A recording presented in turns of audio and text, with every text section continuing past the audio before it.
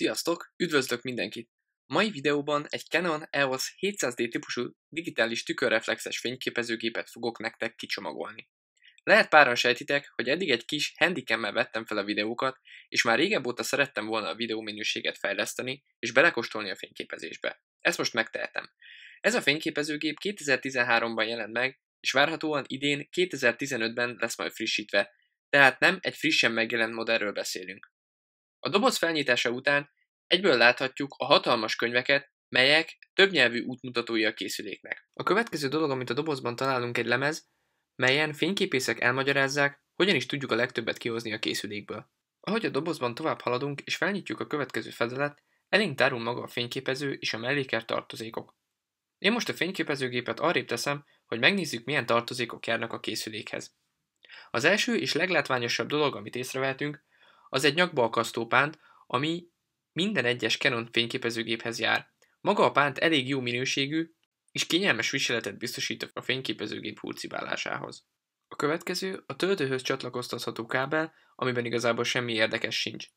Ez alatt találjuk az egyik legfontosabb kiegészítőt, amit kapunk a fényképezőhöz. Ez pedig a 18-55 mm-es STM lencse. Az STM a Stepping Motor, vagyis a léptető motor rövidítése.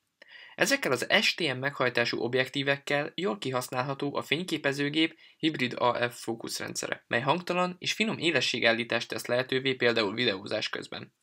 Ezután a dobozban már csak a töltőfejet találjuk, amivel az akkumulátort tudjuk tölteni, és egy USB kábelt, na meg persze magát az 1120 mAh akkumulátort, ami a Canon állítása szerint egy feltöltéssel 550 kép készítését teszi lehetővé.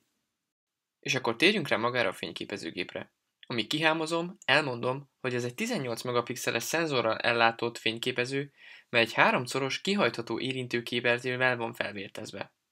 Egyébként a kijelző képminősége kitűnő, élethű színekkel, jó kontraszttal és képdinamikával van ellátva. Egyes források szerint a frissítési sebességét 30 fps-ről 60-ra emelték, melynek főleg élőképek készítésekor vesszük majd hasznát. Itt halkan megjegyzem, hogy kijelzővédő fóliát mindenképpen érdemes a készülékre vásárolni. Hát ennyi lett volna a mai videó. Amennyiben többet is szeretnétek megtudni a fényképezőről, kérlek nézzétek majd meg a jelenleg készülőben lévő tesztvideómat.